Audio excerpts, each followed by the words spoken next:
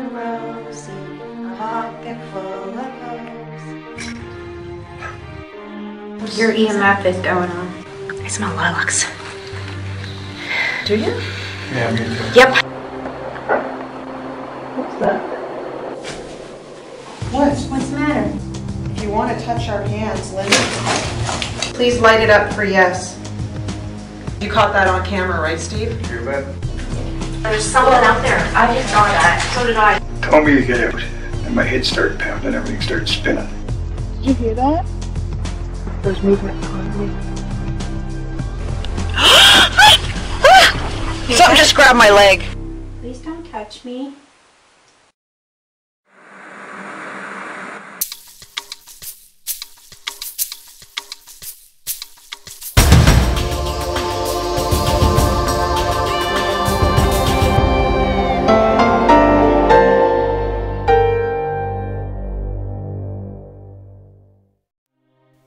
The Algonquin is a 4-story, Tudor-style hotel located in St. Andrews by the Sea, New Brunswick.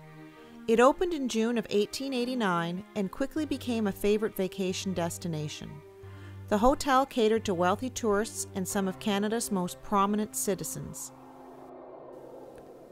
The original Algonquin Hotel was destroyed by a fire in April of 1914. While workmen were making repairs to the roof, a charcoal spark fell between the shingles and set fire to the hotel. Since the water supply was turned off for the winter, there was little that could be done to stop the flames when they were discovered. Sparks from the burning hotel were carried miles away. Some even set fire to the grass alongside Sir William Van Horne's summer home on Minister's Island. The hotel was immediately rebuilt and opened for business again in June of 1915. Horror novelist and nearby Maine resident Stephen King stayed at the Algonquin Hotel early on in his career. Hotel staff claim that the Algonquin and Colorado's Stanley Hotel were the inspiration for his novel The Shining. Although I was unable to find confirmation of this, the similarities between the two hotels are clearly unmistakable. There are no shortage of reported ghost sightings and unexplained experiences within the walls of the Algonquin Hotel.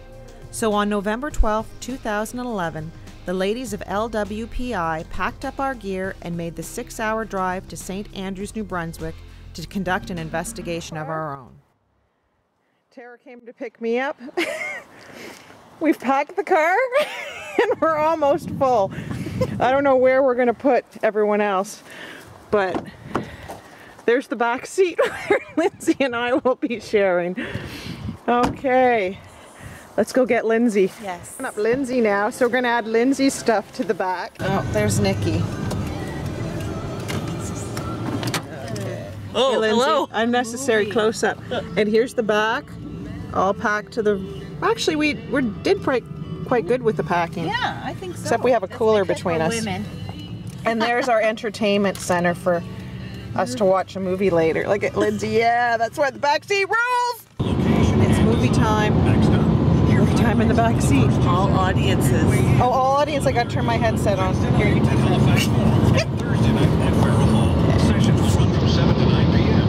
And everyone is welcome. For details, visit hrmstadium.ca. Now, back to KCK's American Top.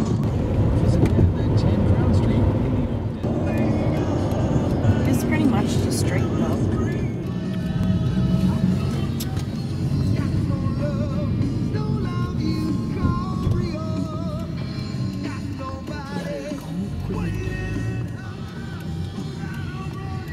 Well, hello. And I guess they'll tell us where to park after, huh? Yep. Our room for our stay was room 473, the same room reportedly haunted by the Weeping Bride. Early in the 1900s, a bride was staying at the hotel and was to be married in one of the churches in town.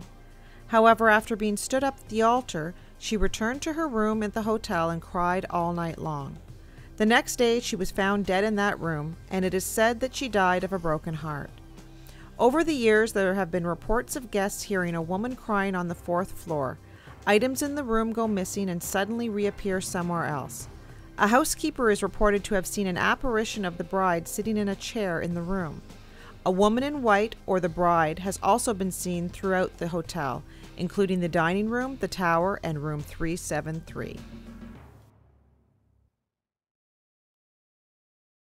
During our investigation at the Fairmont Hotel in New Brunswick, our team had its fair share of personal experiences.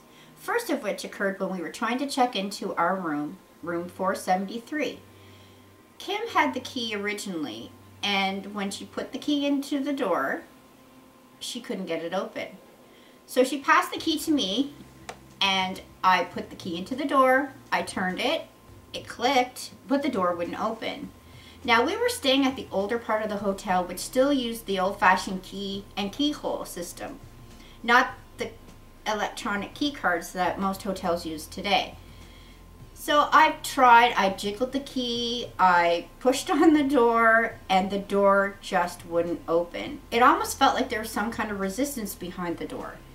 So after trying a few times, I passed the key off to another team member, and she too could not get the door open.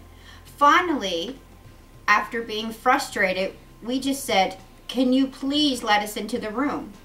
And lo and behold, we put the key in, turned it, it clicked, and the door opened. After having a very difficult time getting the door to room 473 open, we were all a little anxious to get in and get settled.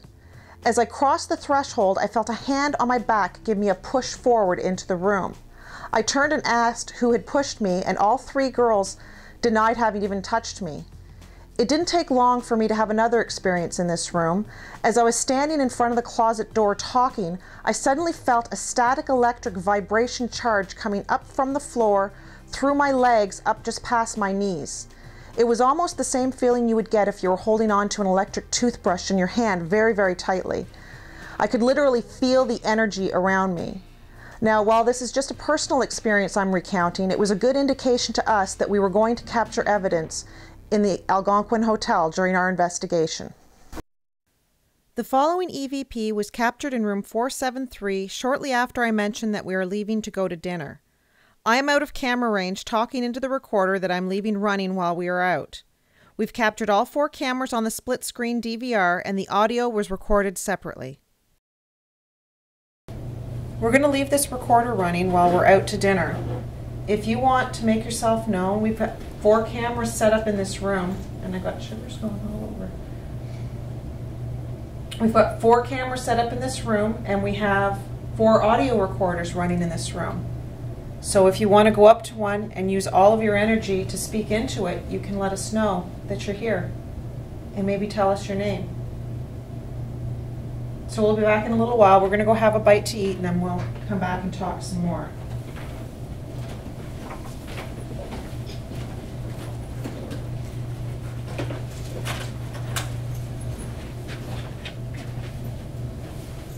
The time is 5:35.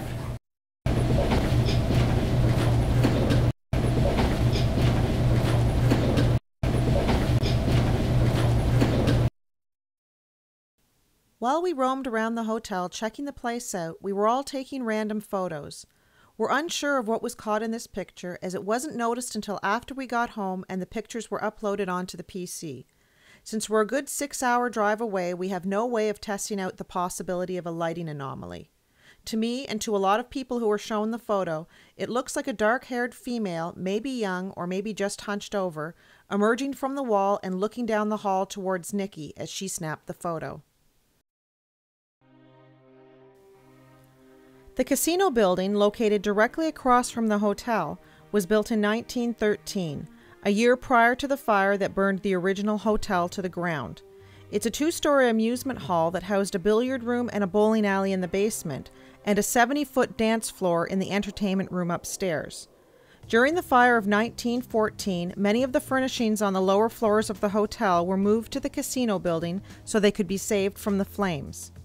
Today, the hotel's human resources offices are located in the basement, but the bowling alley still remained intact under the floors. We were told that employees have reported books flying off of shelves and objects being moved, so naturally, we headed over there to investigate. Because we can tell you exactly how cool our room is, because we've got it temperature. It's 70.9 right now. Yeah. Ooh. This is on. I can feel the heat coming from it. Yeah. Somebody must be over here during the day. Did you hear a whisper right before? I just did. You heard that? Yeah. That was before you just started to speak. Someone whispered something. Yeah. I got it. Oh, awesome. Mark it. This is what was caught on audio as Nikki listened through the headset. Somebody must be over here during the day. Did you hear a whisper right before? I just did. You heard that? Yeah.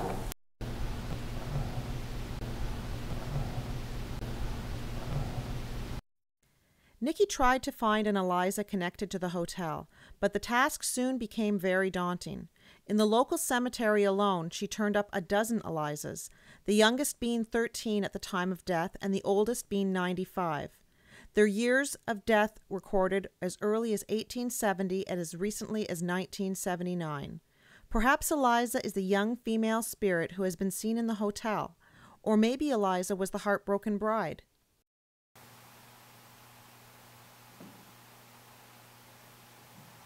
Please, we're all nice ladies. We're not here to hurt you or harm you. One nice gentleman. And one nice, very nice gentleman is with us too. I just heard a breath. That was not mine. Please, we're all nice ladies. We're not here to hurt you or harm you. One nice gentleman. And one nice, very nice gentleman is with us too. I just heard a breath.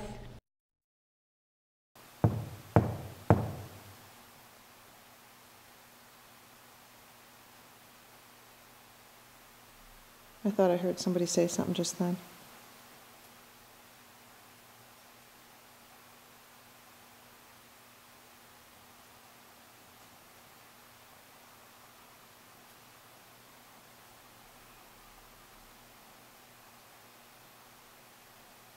For some reason, it won't focus on whoever's directly in front of me. Who's that? Tara. Tara, it will not focus on you. And I just, at the same time you said that, I got... There, and now it's gone, and now it's perfectly focused. Sorry, what were you saying? I got cold. A cold breeze in front of my face. Down in front of me. Not anymore, but at that point. I'm going down to the lower level.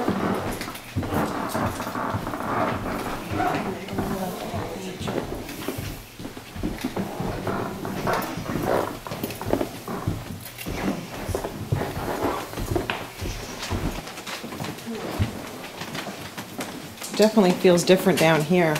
It's cooler. It's 62. Yeah, it is cooler, isn't it? Tara and Stretch saw you try to light up the K2 meter. I really, really appreciate the effort, but I'd really like you to try a little bit harder to see if you can light it up for us. We've had it lit up all the way to red before, and I'm sure that you can do it if you really try hard. Could you please do that for us? Thank you very much. Thank you. Thank you. Oh, sorry. Oh, are you kidding me? Is that your cell phone setting it off? We always turn our cell phones off while on investigations. However, in this instance, we had neglected to ensure that our guide had also turned his cell phone off. He left right after this to attend to a guest, and we continued investigating on our own. That's me. That was me bumping into the chair.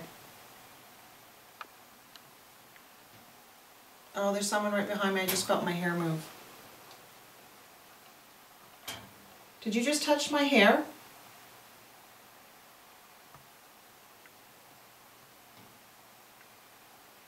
It wasn't a tug, it was just someone just took their... Oh, someone just grabbed my jacket. Someone just touched my jacket. Someone touched me. Someone poked me from behind. It was very definite. There was no mistaking that. The temperature's going up fast. Right over here. And I've got pins and needles through my entire body now. That's me walking That's around. Tara walking. Come here, Tara, I'll show it. I want you to feel what I felt on my back. I'm sitting here and I felt someone do that. Like that, seriously, that hard. And I felt somebody standing there, like, you know what I mean? Like you could feel somebody there. Temperature's 74. It was like 60. Why won't you say something? Could you touch someone else? You can touch me. You could touch me. I think I got talking. Temperature's dropping to 70 now. Please, whoever poked me, could you come in and sit on the chair with the light on it for us, please? I know you're there. I felt you come up behind me. I knew you were there before you touched me.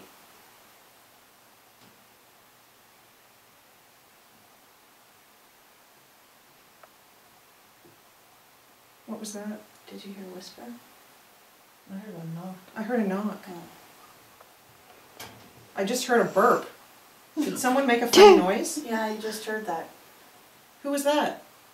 I didn't make it. Was that you, Nikki? No.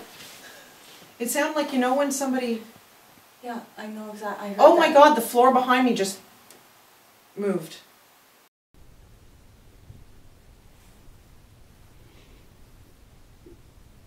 What was that? Did you hear a whisper? I heard a knock. I heard a knock. Oh. I just heard a burp. Did someone make a funny noise? Yeah, I just heard that. Who was that? I didn't make it. Was that you, Nikki? No. It sounded like, you know, when somebody... Yeah, I know exactly. Oh my God, the floor behind me just moved.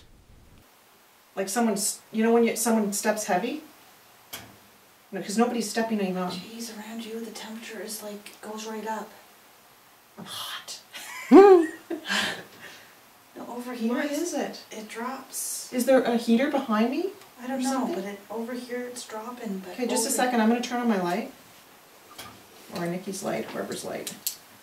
No, there's no heater behind us. No, It's over and there's there no... corner. But over here the temperature is... Is there a closet back there? Yeah, it's low. It's low. Is this open? Hey, wait. Did you just say something? I thought I heard either wait or hey.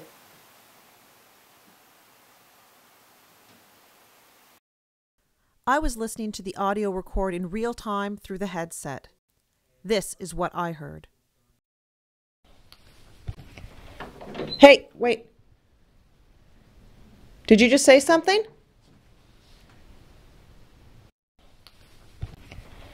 Hey, wait. Did you just say something? At the time I thought I heard hey or wait, but listening back to the audio, it sounds like someone whispered can't, just as Tara turned the doorknob to open the door.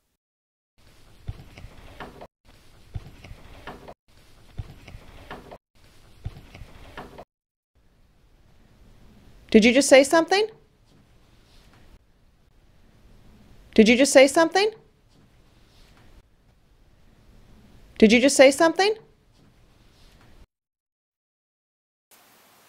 Okay, I'm taking my headset off because this is very distracting. So hot over here. Temperature 76, but over where I was sitting it's like 71. Oh, was that dramatic? Yes. It was like a 5-degree difference? Oh yes, it's 77 And we were now. like 2 feet apart. Yes, it's 77.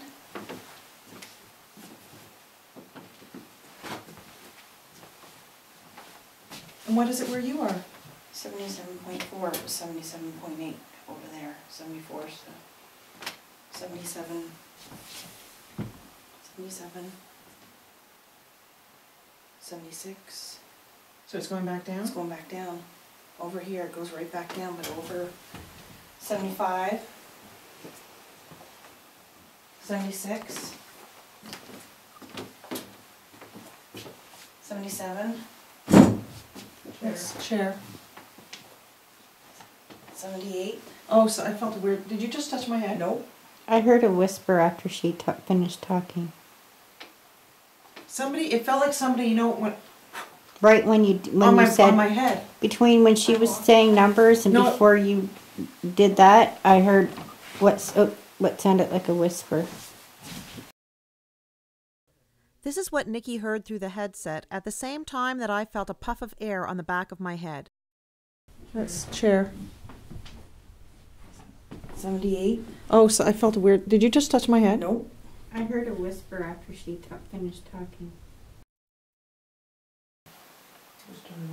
It's really, really warm over here. I know I have my jacket on, but... Okay, watch this. 71.2. Okay. You see it? And then let me hold it. 73, Mm-hmm. Going up. 73.5, 73.6, 73.9, 74, 74.1. That's what it's been Can doing you- the whole time I'm holding. Could you get it all the way up to 78 for me? Oh, there's coldness on my legs though. 74.6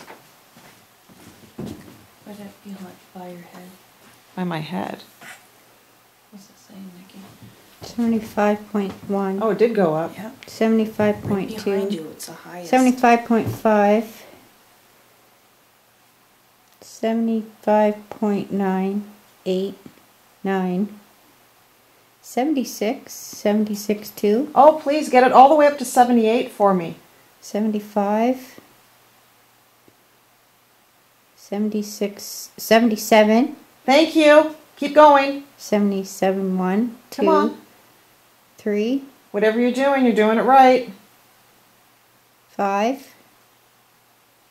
Come on, half a degree further, it'll be to 78. 4. Oh, I just felt something on my hand. 2. I can hear talking. Did it go up? 77.5. Come on, 9. just a little bit. Just a little bit more. Get it up to 78, please. I can hear the talking. Can you guys hear the talking? No? Okay. 78. Thank Thank you very you very much. 78.1. Oh my God, I can feel the warmth right beside my face. 78. Thank you very much. 78.2. Oh, okay. So we're gonna be doing hot yoga here soon. Thank you very much. It's going back down. 77.5. Thank you. We really appreciate that. That must have taken a lot of energy to do that. Awesome. Thank you so much. Lindsay, did you just move? I'm moving. Okay, I know. It's just I saw something move over there. I didn't know if it was you. I'm gonna give that back to you. Thank you so much. Now, if you could do that, Down to it would be 75. very Thank you easy very much. Thank you. Thank you so much. to make these lights light up. 74. 73. I really appreciate that. That you put all that energy into doing that for us. That's Lindsay's doing. 71.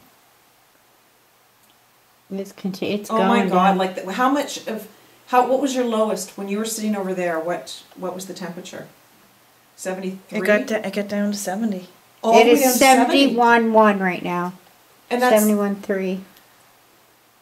71.2. 71. 70. 70.9. it's dropped 8 degrees or almost 8 degrees to 7. But it will. I bet you if you wait long enough, it will go back down. That was me lifting Okay. my hand off the chair.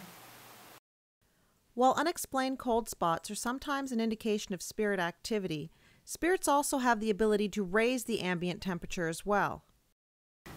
My name's Justin Brown, and I'm the host of Atlantic Canada's only paranormal expanding consciousness new science radio broadcast, Unified Field Radio, here at 88.1 FM CKDU Studios. I'm also the host of a half-hour recap show on Blog Talk Radio of the same name, and I've taken over a show in Portland, Oregon called Ufanaut Radio for Jesse Randolph out there. I've been doing the show here for about 3 years, covering everything from UFOs to ghosts to the paranormal and beyond, and did an interview with a psychic locally who led me to the Lightworkers Paranormal Investigations, and the event that I was connected to was one that had taken place at York Redoubt. It was a a bit of a ghost hunt. There were a number of investigators on the crew, and I was invited. I had some recording equipment with me, and ended up running straight from the studio here late to rendezvous with the group. A very historical site here in Atlantic Canada that's just full of amazing histories and ghost stories from all over the Atlantic provinces. So I met up with the crew, we rendezvoused and made our way through several locations within York Redoubt, and we ended up within this one particular battery. A group of us stood in a circle, kind of trying to meditate and focus on maybe communing with the other side, that maybe we could communicate with these entities if there were any in this particular area. There were several recording devices. I had my own. There were other ghost hunting devices paranormal investigators generally use on these types of investigations as well, so that we could go back later and review the tapes to see if there was in fact any kind of communication. It was during this particular communion with each other and trying to connect with the other side that I had a strange sense of urgency and heat and almost anxiety come over me. I felt like I was burning up, and I started to undo my jacket. I felt a great pressure on my chest, a lot of anxiety, and I really felt like I was burning up. And what happened afterwards was quite strange. I came into this whole thing as a skeptic. That's what I do on the radio, is I try to talk to people from all different casts to get an objective view of a story. I think it's important that we share stories and stay open-minded. Where I've had strange paranormal events happen to me from all different areas, including ghosts, I was open to the idea of going to meet with these folks. So when I got the email shortly thereafterwards that the tapes were reviewed from this one particular engagement at the Battery, I was pretty surprised. I was pretty amazed because of the synchronicity and perhaps the synergy of the fact that what was captured almost immediately after I had this reaction in the Battery was the revelation that within the background, when the audio was amplified, there was actually reference to fire within that EVP. Now, being the skeptic that I am, I listened to the recording over and over and over again, trying to decide if that was in fact what I was hearing. And I did make out the word fire. I think it's strange that I had a direct physical reaction with heat and anxiety at the same moment that this was captured on EVP. And in that way, that particular outing and investigation was successful in my opinion. So I don't know if this is the sound of the waves I'm hearing on this. I'm burning up over here, you guys. Yeah, did they got warm? Oh, it's like I've been like... So I don't know if this is the sound of the waves I'm hearing on this. I'm burning up over here, you guys. Yeah, did they got warm? Oh, it's like I've been like...